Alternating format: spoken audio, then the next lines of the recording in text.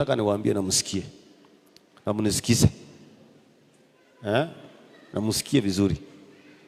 Hakuna serikali ya one term. Hakuna serikali ya one term. So msijidanganya hapa ati kuna mpango mnaweza fanya ingine kushinda hii. Si mnataka kusikia kwa mimi? Hakuna serikali ni two term. Hata mwenye atakuja kuongoza hapo mbele after 2032 ataenda two term. So usichukunja hapo uko opposition yenye haina maana. Uliza huyu CNN. CNN huyu alikuja kwa serikali. Ako na project sahi zaidi ya 20 kwa kuingia serikali. Huyu Joshua ako na project zaidi ya 20 kwa kuingia kwa serikali. Hata hii barabara yenu hii. Sina kwa lami hii hapa nje. Hii hapa. Sina kwa lami. Ile bridge Bishop. Umeniuliza saa ile bridge ya inaitwa something. Jina ni ngumu siau. Hiyo bridge by mwezi wa 11 imekamilika. Fichuma yake yote imefika Mombasa, inakuja kuwekelewa by December. Hakutasikia mtu anabebwa na maji tena. Na hiyo ndio maana ya serikali. Na nyinyi msikize niwaambie nyinyi. Nyinyi Wakamba niwaambie na msikie. Hata kama ndugu yako mlisaliwa na yeye kwa tumbo moja, mwenye ulisaliwa na yeye wachana ya kupigia kura. Ule mlimesaliwa na yeye kwa tumbo moja. Kama Aisi akakuwa na hesabu hapo ya kuleta chakula kwa meza ama kupanga maneno mengine na upate ndugu yako mwingine mwenye muitani kitu na anaweza kupanga maneno, utafuata huyu mlisaliwa na yeye ama utafuata ule mwenye ulikutana na yeye huko nje? So utafuatana na ule ulikutana na yeye huko nje. Sikizeni. Bishop. Ambia Kalonzo amekuwa mzee. Akuja kwa serikali kwa hii miaka 5 afanyia Wakamba kazi. Amepotezea Wakamba muda kwa mwaka mingi. Mwambia Kalonzo awache pata potea.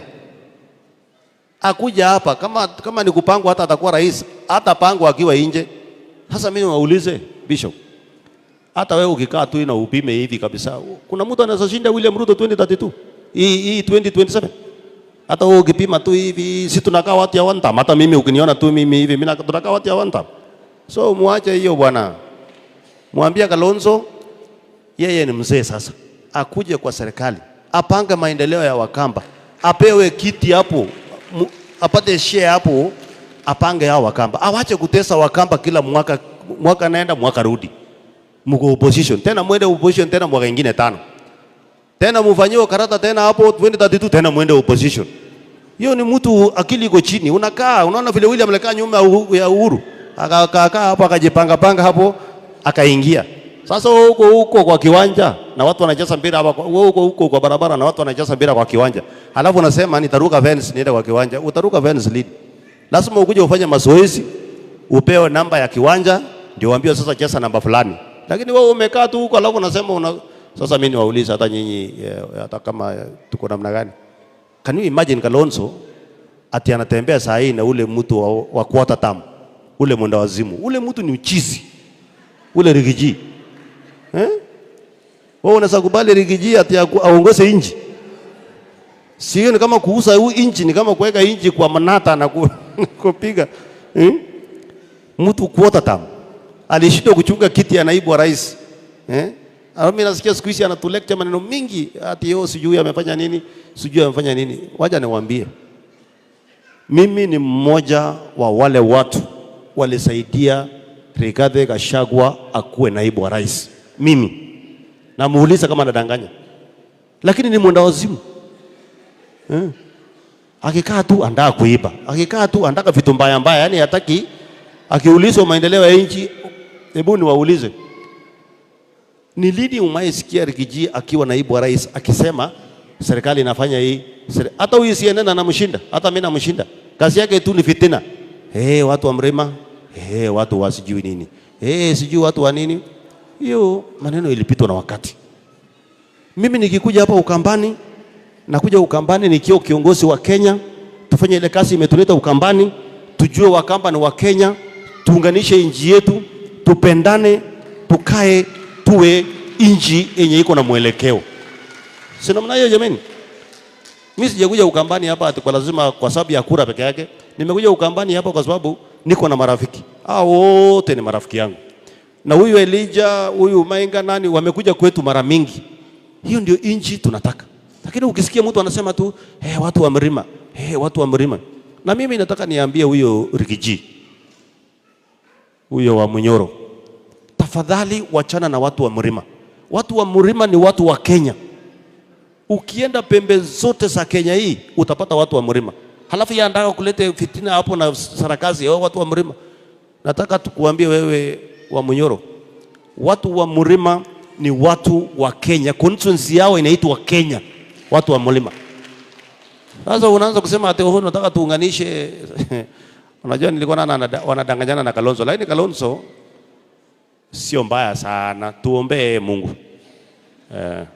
Ataokoka this time round. Vile mimi nasikia kwa nini yangu ataokoka. Ndiye atoe nyinyi kwa mnyororo ya umaskini. Lazima au atoe kwa mnyororo wa umaskini. Hamwezi kuwa mnatembea alafu kila siku hamna maji, hamna nini, alafu kwa sababu unafanya siasa miss. Unaona Raila Odinga alikuanga mjuaji sana. Alikuwa akiangua kura anaanza fujo hapo kidogo na anaingia kwa serikali, anapanga watu yake hapo tena anaenda. Lakini sasa huyu wenu huwezi jua ataingia kwa serikali lini, huwezi jua anapanga nini. Mimi nataka tumuombe Mungu sisi wote tuungane, tujue hii Kenya ni yetu sisi wote. Na Kalonzo akikuja leo, William Ruto atamsalamia na atamkaribisha na tutapanga hii Kenya. Tuunganishe hii nchi, tujenge mashule ya watoto wetu, tujenge mabarabara, tuweke maji, tufanye hii mambo yote, kila mtu ajisikie yeye ni Mkenya. Unajua ile uongozi ya samani ile unasema ati kwa sababu umetoka kwa jamii fulani ndio unafanyiwa maendeleo kwa hiyo jamii peke yake. Hiyo kitu lazima ikome. Maendeleo ifanywe across the country. Hata hii kura inakuja, mimi mapima mtapiga leo sio mbaya. Hata msipopiga maendeleo mtaletewa kwa sababu ni haki yenu. Na hiyo ndio inaendelea sasa. Ndio unaona watu wengi wanapigia William Ruto kelele kwa sababu amefanya maendeleo across the country. Hajachagua kusema wewe ni wa wapi, wewe ni wa wapi, hapana. Na hiyo ndio Kenya tunataka. Na ndio nilikuwa naambia lakini Bishop mnisamee. Unajua nimesikia hawa wanasema ati wanitafutie shamba hapa na wasemi vizuri, ati wanitafutie shamba na wasijua nitafutie nini. Sasa mimi nilikuwa naambia Elijah, mimi niko na shamba ya kutosha huko Eldoret, lakini kwa sababu amesema nitafutie shamba kidogo nitakuja, lakini nitakuja na mzigo yangu. Wewe nitafutia mzigo nyingine, nitakuja na mzigo yangu. Na nilikuwa nasema Bishop siku nyingine, hata hii watu wa mlima hii wanasema ati tuko na kura mingi, hakunanga kura yenye mtu ako naye mingi. Kwani ndani uliulize hii Wakamba wote mkiwaona hivi hao ni Wakamba piwa? Si lazima kuna sub hapa, kuna maneno hapa. So usifike mahali useme ati sisi ni wengi. Sema sisi wa Kenya tuko wengi, kwa sababu tumechangia pia. So nilikuwa naambia huyo wa Munyoro hawaje kusema kila siku ati tuko na numbers mingi gani? Hata watoto, unajua uzuri ya wamama wa mlima, ukisalie mtoto anapea jina Njeri na ana make sure huyo mtoto hata kama alisaliwa na Mkamba hawezi kuwa Mkamba, atakuwa so hata huko. Kwa hiyo mlima tumechangia hata sisi wote, so wasijifanya ati numbers ni mingi, hata sisi wote tumechangia huko. Ama ni namna gani Elijah? Sio ukweli? So hakunanga watu wengi. Hata nyinyi msifike mahali muingie na kiburi mwanze kusema ati Wakamba tuko 3 milioni. Hapana. Tunataka tuseme sisi kama Wakamba tuko 3 milioni 4. Ni nani tutanegotiate na yeye atufanyie maendeleo, tufanye kazi pamoja, tushikanishe nchi. Hiyo ndio kitu nataka nasema. Leo usianze kufanya ukabila ile uzao yote unasema sisi ni Wakamba, sisi ni Wakikuyu, sisi ni Wakalenjin, sisi ni nini? Haitusaidii chochote. Ni sisi tuungane saa hii wote tuwe kitu moja. Namna hiyo ama sio namna hiyo?